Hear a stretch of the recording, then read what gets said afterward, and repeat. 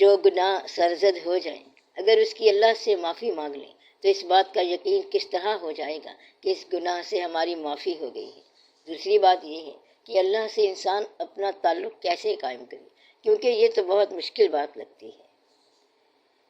جب گناہ کی معافی ہو جائے تو وہ گناہ یاد نہیں رہتا۔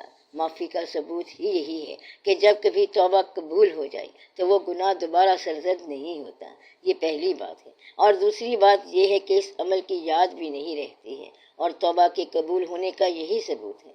یعنی کہ عام طور پر وہ انسان جو توبہ نہیں کرتا، وہ ایک کیے ہوئے گناہ کو یاد کر کے خیال میں وہ گناہ جاری رکھتا ہے، اور اس گناہ کا سلسلہ چلتا رہتا ہے۔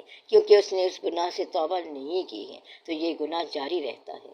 خیال میں کسی برے وقت کو اچھے انداز سے یاد کرنا برائی کی استقامت ہے۔ یعنی کہ کسی گناہ کو یا عہد گناہ کو کسی کے ساتھ یاد کرنا ایسا ہے کہ وہ گناہ جاری ہے۔ تو پھر جب انسان توبہ کرتا ہے تو توبہ کی پہلی شرط یہ ہے کہ اس کو گناہ برا لگتا ہے، خاص طور پر اس گناہ کا اپنی فرد عمل میں ہونا برا لگتا ہے کہ میرے عمل میں یہ ریکارڈ آ گیا ہے اور یہ اس کو برا لگا، تو پھر وہ چاہتا یہ ہے کہ یہ مٹایا جائے۔ تو پھر وہ توبہ کرتا ہے۔ توبہ کرنے کے بعد پھر بھی اس کا وہ گناہ اس کو ہانٹ کرتا ہے، اس کے ذہن میں آتا رہتا ہے، بچھو کی طرح ڈنک لگاتا رہتا ہے، حالانکہ وہ توبہ کر چکا ہے۔ تو آپ اس سے یہ سمجھو کہ ابھی اس کی توبہ پوری طرح منظور نہیں ہوئی ہے، اور پھر وہ اس کے ساتھ آنسوؤں کو استعمال کرتا ہے، کبھی اس کے پاس جاتا ہے اور کبھی اس کے پاس جاتا ہے کہ گناہ سے توبہ اور معافی ہو جائے، اور پھر جہاں کہیں درمیان میں اس کو اطلاع مل جائے کہ جاؤ معاف ہو گئے تو پھر وہ یاد ہی ختم ہو جاتی ہے، اور اگر اللہ اور زیادہ مہربان ہو جائے تو اس کے سیئات کو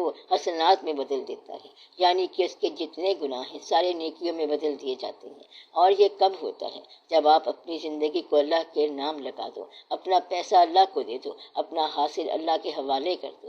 اگر آپ نے اپنی ہر چیز اللہ کے حوالے کر دی تو اب اللہ کا بندہ جو ہے اس کے ہاں گناہ تو ہوتا نہیں ہے، لہٰذا گناہ کو اللہ تعالیٰ نیکیوں میں بدل دے گا۔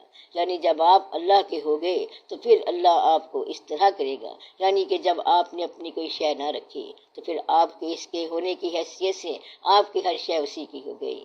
تو دانی حساب من کم بیش رہا، ورنہ کسی بزرگ کے پاس جانے کا تو کوئی مدعا ہی نہیں ہے۔ اسلام کا سب کو پتہ ہے، نیکیوں کا پتہ ہے اور بدی کا معلوم ہے۔ تو جب کہیں مشکل پڑتی ہے تو وہیں آدمی کی ضرورت پڑتی ہے۔ مشکل یہ نہیں پڑتی کہ نماز نہیں پڑھ سکتا، نماز تو سارے پڑھتے ہیں اور پڑھ سکتے ہیں اور پڑھی جا سکتی ہے۔ تو بزرگوں کی تلاش یا سلاسل کی تلاش یا اہل باطن کی تلاش اس لیے نہیں کہ عبادت مجھ سے نہیں ہو رہی ہے۔ جتنے بھی اہل باطن ہیں وہ سارے اہل عبادت ہیں اور عبادت کرتے جا رہے ہیں اور لگاتار کرتے جا رہے ہیں۔ تو یہ عبادت کی بات نہیں ہے بلکہ یہ محبت کی بات ہے۔ تو محبت جو ہے اس میں یا تو محبوب ہو یا پھر محب ہو، دونوں باتیں انسان میں اللہ کے حوالے سے آتی ہیں۔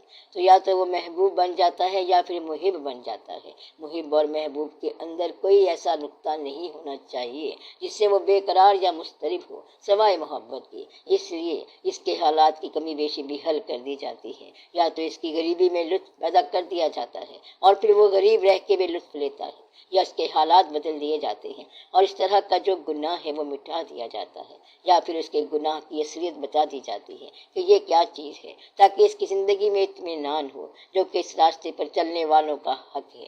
اس لیے توبہ کا مطلب یہ ہے کہ مڑ جانا، وہاں سے راستہ بدل جانا۔ جب آپ نے وہ عمل دوبارہ نہیں کیا تو سمجھیں کہ وہاں توبہ ہو گئی، اور جب آپ نے توبہ کی ہے تو اس عمل کو کبھی دوبارہ نہیں کرنا چاہیے، یہ توبہ ہو گئی۔ پھر اس عمل کی یاد مٹ جائے تو پھر یہ اصل توبہ ہو گئی، اور اس کا عمل جو ہے وہ نیکی میں بدل جائے گا۔ یہ سارے توبہ کے حصے ہیں۔ ایک شخص کہتا ہے کہ جی مجھ سے غلطی ہو گئی، محبوب ہے لیکن غلطی ہو گئی، تو وہ کہے گا کہ جا تیری یہ غلطی ہی ہمیشہ تیری خوبی گنی جائے گی۔ تو مقصد یہ ہے کہ معاف کرنے والے کے سامنے گناہ کی حیثیت ہی کوئی نہیں ہے۔ معاف کرنے والا جو ہے اس کے سامنے گناہ کی حیثیت کیا ہے؟ آپ اس کو یوں سمجھو کہ موچی کے سامنے جوتے کو ٹانکا لگانے کی کیا حیثیت ہے، اللہ کے سامنے مخلوق کی کیا حیثیت ہے، مخلوق بنانے والے کے سامنے کیا مشکل ہے اور وہ کیا نہیں بنا سکتا۔ اس لیے یہ آپ کی مشکلات ہے، اور وہاں اللہ کے ہاں کوئی مشکل نہیں ہے، وہاں کسی قسم کی مشکل نہیں ہے، چھوٹی مشکل بھی نہیں ہے اور بڑی مشکل بھی نہیں ہے۔ اب آپ یہ غور کرو کہ اللہ کریم کے سفر میں یا اس کی طرف خیال کرنے میں دو طرح کے لوگ ہیں، اور دونوں ہی صاحبان نصیب ہیں۔ ایک وہ جن کے ارادے پورے ہوتے جاتے ہیں اور وہ اللہ کا شکر ادا کرتے جاتے ہیں اور اللہ کے قریب ہوتے جاتے ہیں، اور دوسرے وہ ہیں جن کا کوئی ارادہ پورا نہیں ہوتا اور وہ بھی اللہ کے قریب ہو جاتے ہیں۔ تو مدعا یہ ہے کہ اللہ کا تقرب جو ہے یہ آپ کے نصیب کا حصہ ہے۔ ایسا آدمی بھی اللہ کے قریب ہوتا جاتا ہے جو یہ کہتا ہے کہ میں نے اپنے ارادوں کے ٹوٹنے سے اللہ کو پہچانا، اور ایسا انسان بھی ملے گا جو یہ کہتا ہے کہ میری ہر دعا مقبول ہوتی جا رہی ہے، میں کیوں نہ اس کا شکر ادا کروں۔ تو مدعا یہ ہے کہ ایسے لوگ ملیں گے جن کے پاس سب کچھ ہے اور پھر انکار ہے، اور ایسے لوگ بھی ملیں گے جن کے پاس کچھ بھی نہیں ہے لیکن پھر بھی اقرار ہے، اور ایسے لوگ بھی ملیں گے جن کے پاس سب کچھ ہے اور وہ مانتے ہیں، اور ایسے لوگ بھی ملیں گے جن کے پاس کچھ بھی نہیں ہے لیکن پھر بھی وہ مانتے ہیں۔ لہٰذا اللہ کریم کو ماننے اور نہ ماننے میں حالات کو کچھ دخل نہیں ہے۔ مثلا اب اللہ کریم پر آپ ذرا غور کریں تو اللہ تعالیٰ نے انسان کو پیدا فرمایا، اس پیدا فرمانے والے نے انسان کی حدود وجود مقرر کر دی، یعنی وجود کی حدود مقرر کر دی کہ ان حدود سے وجود باہر نہ نکلے، اور وجود کے اعضاء مقرر کر دیے کہ ان اعضاء سے باہر اعضاء نہ ہو۔ مثلا 7 آنکھوں والا آدمی نہ ہو، 2 آنکھیں ہی ہونی چاہیے، تو اسی وجود کی حدود مقرر ہو گئی کہ اتنا وجود ہونا چاہیے، اتنا پھیلاؤ ہونا چاہیے، اور یہ بھی تھوڑی کمی بیشی کے ساتھ مقرر ہو گیا۔ اسی طرح اس کے خیال اور اس کی سمجھ کی حدود بھی مقرر کر دیں، اس کے دل اور اس کے احساس کی بھی حدود مقرر کر دیں، اس کے بینائی اور بینائی کی رسائی کی حدود بھی مقرر کر دی، اور یہ جب ساری حدود مقرر ہو گئیں تو ان حدود کے اندر اس نے اپنی ذات کے بارے میں آپ کو سمجھانا ہے کہ میں کون ہوں، اور وہ خود اس سے باہر ہے۔ اللہ کا فرمان ہے کہ وہ اللہ خالق ہے، باری ہے، مصور ہے، سب بچے اسماء اس کے ہیں، اور زمین و آسمان میں جو کچھ بھی ہے اس کی تسبیح کرتا ہے، اور وہ عزیز اور حکمت والا ہے۔ تو آپ کو یہ بتایا جا رہا ہے کہ کیسی کیسی اللہ کی صفات ہیں، قدوس ہے، مالک ہے، اول ہے، آخر ہے، باری ہے، مصور ہے۔ مصور اتنا ہے کہ آپ کے ذہن سے ماورا ہے، تو اللہ نے وہ لفظ اپنے بارے میں بتایا کہ آپ کو تھوڑی بہت سمجھ آ جائے کہ مصور کیا ہوتا ہے، تصویر بنانے والا کیا ہوتا ہے۔ یہ تصویریں فی الارحام یعنی رحم کے اندر صورتیں بنانے والا اللہ ہے۔ اس کا مطلب یہ ہے کہ غور سے دیکھو کہ آپ اللہ کو یا اللہ نے آپ کو اسی محدود زندگی اور محدود سمجھ کے اندر سمجھنے کی توفیق دی ہے، یعنی کہ وہ لامحدود ہے، لیکن آپ کی محدود سمجھ کے اندر اس اللہ نے اپنے آپ کو سمجھنے کی دعوت دی ہے کہ جب آپ اسے سمجھتے ہیں مصور، تو آپ اپنے ذہن کے مطابق سمجھتے ہیں کہ اس طرح مصور ہے۔ اسی طرح وہ باری ہے، قدوس ہے، رحمان ہے اور رحیم ہے، اور یہ صفات آپ کی سمجھ کی رینج میں سنسیئر ہیں۔ آپ اپنے استعداد میں اس سے وفا رکھتے ہیں، صداقت رکھتے ہیں، تو پھر آپ کو اسی رینج میں بات مل جائے گی۔ یعنی کہ اگر آپ اسم کے ساتھ سنسیئر ہیں، خالی اسم کے ساتھ، ذات نہیں ہے، تو اگر آپ اسم اللہ کے ساتھ وفادار ہیں اور صداقت رکھتے ہیں تو آپ کو اس میں اللہ ہی ذات ہی کی طرح فیض دے گا۔ بس صرف آپ کی صداقت ڈیولپ ہونی ہے۔ اللہ کی جو توجہ ہے یا جو اللہ کی یاد ہے تو آپ صرف اسم کی یاد کر رہے ہیں، کیونکہ ذات تو آپ نے دیکھی ہوئی نہیں ہے، اور اللہ اللہ کرتے ہیں۔ اگر کاغذ پر 10 دفعہ لکھ لو تو صرف کاغذ پر اللہ تو نہیں ہو سکتا، کیونکہ اللہ تو پوری کائنات سے وسیع تر ہے، خالق ہے، لیکن یہ جو اسم ہے اس کو ذات سے نسبت ہے، اور یہ جو نسبت ہے اس کو صداقت اور احترام کے ساتھ اور ادب کے ساتھ اگر آپ یاد کر رہے ہیں تو پھر وہ ذات آپ کو فیض دیتی ہے۔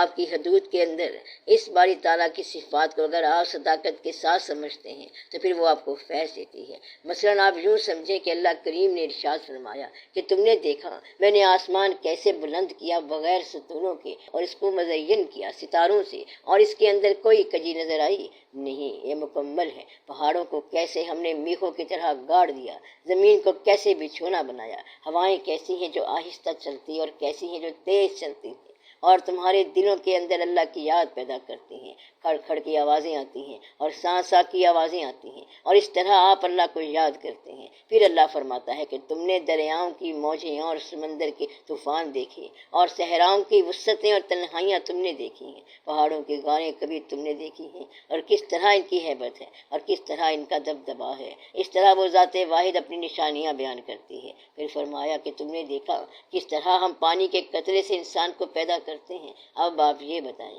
کہ کہاں ایک ذات انوار و تجلیات و کائنات وسیع، اور کہاں ایک پانی کے قطرے سے اس نے انسان بنایا۔ پھر فرمایا کہ کیا تمہیں پتہ ہے کہ پھر تم خون کا لوتھڑا تھے، تمہیں پتہ ہے کہ پھر تم کیا بن گئے، تمہیں پتہ ہے کہ اب تم کیا بن گئے ہو، تمہیں پتہ ہے کہ پھر تم کیا ہو جاؤ گے، اور آج کیا سے کون بن گئے ہو، اور کیا تمہیں پتہ ہے کہ تم کون ہو۔ اب یہ جو بیان کے اندر انتہا کی وسعت ہے، یہ بظاہر انتہا کی محدود سی بات ہے، اور ایک انسان کے لیے دونوں طرح سے اللہ کے ثبوت ہیں۔ اب آپ جہاں ٹھہرنا چاہو وہیں پر ثبوت ہے۔